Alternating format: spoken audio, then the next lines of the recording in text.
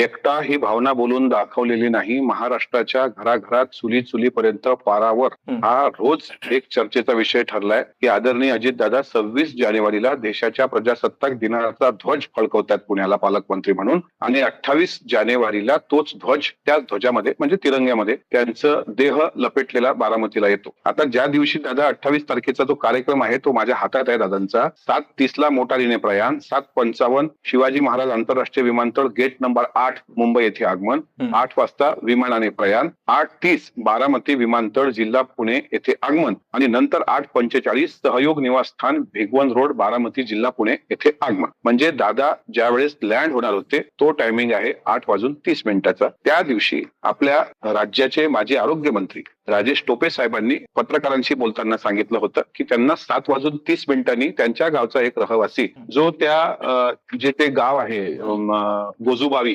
विमान जिथे दुर्घटना झाली त्या ठिकाणी तो प्रत्यक्षदर्शी होता आणि त्यांनी सांगितलं 7:30 विमान तिथे कोसळलं आणि त्यांना तो धक्का बसला. त्यांनी टीव्ही वगैरे चेक केली. आता इथं कार्यक्रमात दादा त्याच लँडिंगचा टायमिंग जो आहे तो साधारणपणे 8:30 आहे आणि टोपे साहेबांनी सांगितलं, टोपे साहेब काही साधारण व्यक्ती नाही आहेत, 7:30 त्यांना दुर्घटना समजल्याचं हे नंबर 1.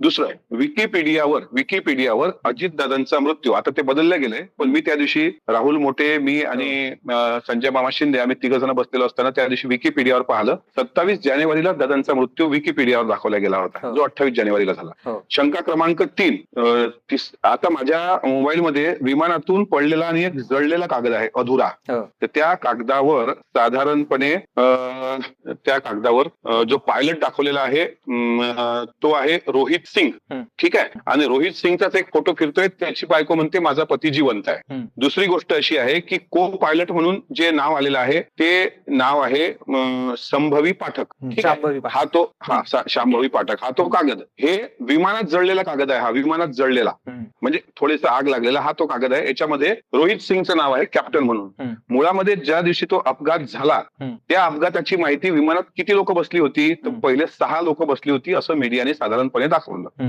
आणि 6 लोक बसलेली असताना मृतदेह 5 आढळले. त्यावर माझी शंका आली की टीव्ही 6 दाखवते आणि मृतदेह 5 कसे, मग मी त्यात कोण कोण होतं त्याची माहिती घेतली.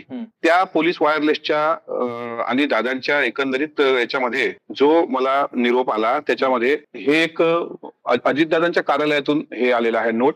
याच्यामध्ये पॅसेंजर एकूण 5 आहेत. त्याच्यामध्ये श्री अजित पवार, श्री विदीप जाधव, पिंकी माळी आणि क्रूचं नेम म्हणजे कॅप्टन सुमित कपूर आणि कॅप्टन शांभवी पाठक. आता सुमित कपूरचं नाव इथे आहे म्हणजे दादाचा पायलट कोण होता, अर्थातच सुमित कपूर होता कारण त्यांनी या विमानात तो बसलाय. आणि जळलेला कागद काय सांगतोय रोहित सिंग होता. मग आमची शंका अशी आहे का रोहित सिंग जर पायलट नव्हता तर मग कागद जळलेला अवस्थेत कसा, नंबर 1. आणि जर हा तो दुसरा काय त्याचं नाव सुमित कपूर जर तिथे पायलट होता तर मग त्याची डेड बॉडी आहे की नाही आहे, तो त्याच्यात गुन्हेगार आहे का, त्याची पत्नी म्हणते माझा पती जिवंत आहे, ह्या सगळ्या संभ्रमावस्था झाल्या. मुळामध्ये उज्ज्वल निकम साहेब आता ज्येष्ठ विधिज्ञ आहेत, ते म्हणतात की 5च मृतदेह होते, टीव्हीने 6 दाखवले, मग पत्रकार खोटे बोलले का तुम्ही खरे बोलताय, ते एकदा कन्क्लुजन दूर होऊ द्या. तिसरा एक महत्वाची गोष्ट म्हणजे मी थोडा टप्प्याटप्प्याने जातो, 2-4 मिनिटं शिल्लक गेले तरी चालतील, पण मला मुंबई तकला हे सांगणं खूप महत्वाचं आहे कारण तुमचा शो भरपूर लोक पाहतात. याच्यामध्ये साधारण गोजूबावी गावच्या सरपंच कल्याण आटोळे यांचं प्रत्यक्षदर्शी म्हणून स्टेटमेंट असं आहे की ही ज्यावेळेस ती दुर्घटना घडली त्यावेळेस विमान लँडिंग करण्याच्या प्रयत्नात असताना अचानक हवेत एका बाजूला गेले, कल्ले. विमानाचा आवाज बदलल्याचे लक्षात येताच गावातल्या मुलांनी नागरिकांनी आरडाओरड सुरू केली. काही सेकंदात हे विमान जमिनीवर आदळले. ते दृश्य बघून आम्ही हतबल झालो आणि पुढे सरपंच कल्याण आठवडे आम्ही आवाजाच्या दिशेने धाव घेतली. विमान जमिनीवर कोसळले होते, त्यातून धूर निघत होता. आम्ही मदतीसाठी जवळ पोहोचलो तेव्हा विमानाच्या आतून कुणीतरी बाहेर पडण्याचा केविलवाना प्रयत्न करण्यात असल्याचे आम्हाला दिसले, पण दुर्दैवाने त्याच क्षणी एक मोठा स्फोट झाला आणि आम्हाला त्यांना वाचवता आले नाही. म्हणजे विमानाच्या खिडकीतून कुणीतरी बाहेर येण्याची धावपळ करताना त्या गोजूबावीच्या सरपंचांनी त्या ठिकाणी पाहिलेलं आहे. माझा पुढची शंका अशी आहे की VSR व्हेंचर्स लेव्हल 1 विमान, हे जे विमान होतं हे नादुरुस्त विमान ज्याच्यावर 1 वर्षापूर्वी बंदी आणली गेली होती, ते विमान अजितदादाला दिलं गेलं होतं.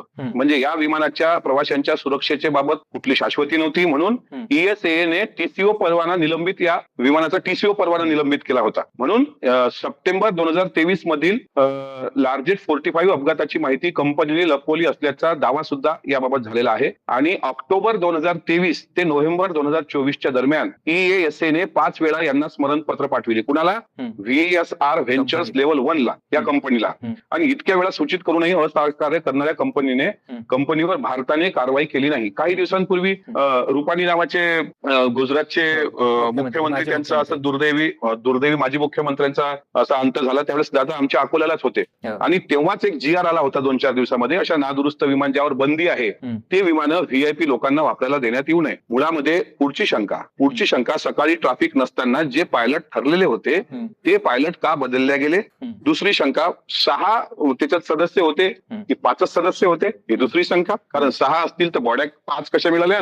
जर 5 असतील तर नेमके सदस्याची नावं काय? तिसरी शंका, ज्यावेळेस विमानाचा स्फोट झाला, अक्षरशः मृतदेहाची राख रांगोळी झाली, तरी माळ रानावर त्या गावच्या कागदपत्र सुरक्षित कशी होती? ती का कोळसा म्हणून खाक झाली नाही? चौथा प्रश्न, फ्युएल इतक्या मोठ्या प्रमाणात असताना जर त्या ठिकाणी मेडेकॉल संदर्भात पायलटला सांगितलं गेलं असेल तर पायलटने पहिल्यांदा मेडेकॉलला प्रतिसाद दिला, दुसऱ्यांदा तिथं सांगितलं गेलं की तुम्हाला धावपट्टी दिसत नसेल तर विमान सरळ वरच्यावर तुम्ही पुण्याच्या एअरपोर्टवर उतरवा. त्यांनी तसं का केलं नाही? त्यांनी सांगितलं मला धावपट्टी दिसते आणि मग त्याला उत्तर दिलं गेलं. त्यानंतर त्याचा अंदाज चुकला आणि हा स्फोट घडला.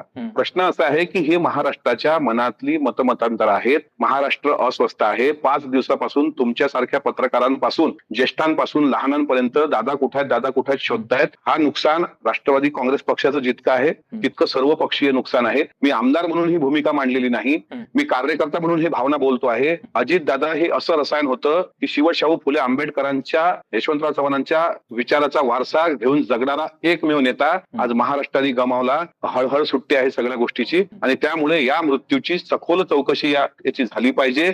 मी स्वतः त्यासाठी प्रामाणिकपणे प्रयत्न करतो आहे. आणि या विमान कंपनीवर का कारवाई केल्या गेली नाही, सिरियसली का घेतलं नाही, असे प्रश्न आहेत. आणि ब्लॅक बॉक्स मधला डेटा जो सार्वजनिक करण्याच्या संदर्भात मुरलीधर मोहोळ यांनी सांगितलं, तो किती दिवसात तुम्ही सार्वजनिक करणार आहात? आणि CID कडे तपास व AAIB कडे जर तो ब्लॅक बॉक्स असेल तर तो तात्काळ मला असं वाटतं सार्वजनिक करावा, असे माझे प्रश्न आहेत. म्हणून मी ती शंका उपस्थित केली आणि त्यामुळे महाराष्ट्राला या प्रश्नाची उत्तरं मिळाली पाहिजे. अमोलजी, एक गोष्ट सुद्धा समोर येते ती म्हणजे दादांच्या जे ड्रायव्हर होते त्यांच्याशी अनेक लोक बोललेली आहेत, मीडियातली अनेक लोक बोललेली आहेत आणि त्यांनी एक गोष्ट सांगितली ती म्हणजे की दादांचं त्या रात्रीच पुण्याला जायचं ठरलं होतं. त्याच्यासाठी टाफा सुद्धा तयार होता. ते जे ड्रायव्हर आहेत त्यांनी विनंती सुद्धा केली दादांना आपण जाऊयात, पण मग निर्णय बदलला गेला आणि दादा म्हटले की तुम्ही पुण्याला जा, मी सकाळी विमानानेच बारामतीला येतोय. नेमकं काय झालं होतं? तुम्ही दादांच्या क्लोज होता, तुम्हाला सगळ्या गोष्टी माहिती आहेत. काही झालं होतं का बोलणं? त्या दिवसाचं शेड्यूल काय होतं आणि हे मी अचानक का बदललं? 27 तारखेला अजितदादांचा मंत्रालयीन शेड्यूल हा दुपारी 2 वाजेपर्यंतचा होता. बरोबर. 26 जानेवारीला त्यांनी ध्वजारोहण केलं. 27 तारखेला ते देवगिरीवर आणि मुंबईमध्ये होते मंत्रालयाचं. आणि 27च्या दुपारी 2 नंतर हा वेळ अभ्यागतांकरता राखीव होता. काही ठिकाणी सांगितलं गेलं की धानाच्या फाईलवर सही राहिली होती म्हणून दादांनी ते फाईल डिले झाली वगैरे असं सांगितलं गेलं, पण त्यात कितपत तथ्य आहे मला माहित नाही. देवगिरीवर अनेक लोक भेटणारे होते, पक्षाच्या लोकांच्या अभ्यंगताच्या भेटी होत्या. आणि माझ्या माहितीप्रमाणे दादा सोलापूरकडे जाण्याचं ठरलं होतं की इथून टेक ऑफ घ्यायचं, सोलापूरला लँड व्हायचं आणि सोलापूरवरून हेलिकॉप्टरनी बारामतीला यायचं असं ठरलं होतं. आणि दादांचे ड्रायव्हर, जे दादांचे अत्यंत विश्वासू ड्रायव्हर आहेत, त्यांनी स्वतः सांगितलं की आम्ही गाड्यांचा ताफा तयार ठेवला होता. मग माझा प्रश्न असा आहे की गाड्यांचा ताफा तयार होता, गाड्यांमध्ये दादा नेहमी प्रवास करायचे पुण्यापर्यंत मुंबईवरून, तर अशा वेळेस विमानाने जा हे कोण्या लोकांनी त्यांना सांगितलं किंवा सुचवलं? दादा कधी आळस आणि कंटाळा करणाऱ्या लोकांपैकी नव्हते. साहेब मला माहिती आहे 12-12 वाजेपर्यंत देवगिरीवर जेवण आटपून दादा 2 वाजता रात्री पुण्याला पोहोचलेले आहेत आणि सकाळी 5 वाजता कामाला लागलेले आहेत. मी पाहिलेलं आहे. सीट बेल्ट सुद्धा लावल्याशिवाय न बसणारे दादा इतके अनभिज्ञ कसं असू शकतात? त्याच्यामुळे हे विमान प्रवास करायला कोणी भाग पाडलं? विमान प्रवास चेंज कोणी केला? इतक्या पायलट कसे बदलले गेले? हे महाराष्ट्राला अनुत्तरित प्रश्न आहेत. हे काळाच्या ओघात दबता कामा नये, हे सत्य समोर आलं पाहिजे. निश्चितच या सगळ्या गोष्टी त्याच्यामध्ये बोलल्या जातात. पण दुसरीकडे आपण जर बघितलं तर या सगळ्यानंतर जसं तुम्ही प्रश्न उपस्थित करतायत, लोक सुद्धा सोशल मीडियावर प्रश्न उपस्थित करतायत, पण यामध्ये महत्वाचा प्रश्न असा राहतो की हे प्रश्न उपस्थित होते पण याच्या संदर्भात कुठे तुम्ही मागणी केलेली आहे का? कारण अर्थात दादा सरकारमध्ये होते, तुम्ही सुद्धा आता सरकारमध्ये आहात, सुनेत्रा वहिनी आता उपमुख्यमंत्री झालेले आहात, तर त्यांच्यापर्यंत तुम्ही तुमच्या भावना पोहोचवलेल्या आहेत का? कार्यकर्त्यांच्या भावना पोहोचवलेल्या आहेत का? आणि आता याची एक सखोल चौकशी व्हावी, CID किंवा कुठल्या यंत्रणेमार्फत चौकशी व्हावी, याच्याबद्दल काही पाठपुरावा केलाय का? माझे काही प्रश्न या संदर्भात आहेत. तुमच्याकडे जर 5 मिनिटं मला अधिक वेळ असेल तर मी हे प्रश्न तुमच्या माध्यमातून विचारू इच्छितो. वर्षे गोजूबावी विमान दुर्घटनेतील सरपंचांना प्रत्यक्षदर्शी जो जबाब दिला तो धक्कादायक आहे. जर विमानातून कुणीतरी बाहेर पडण्याचा प्रयत्न करत होता तर स्फोट नेमका त्याच क्षणी का झाला? विमानात स्फोटक होती का?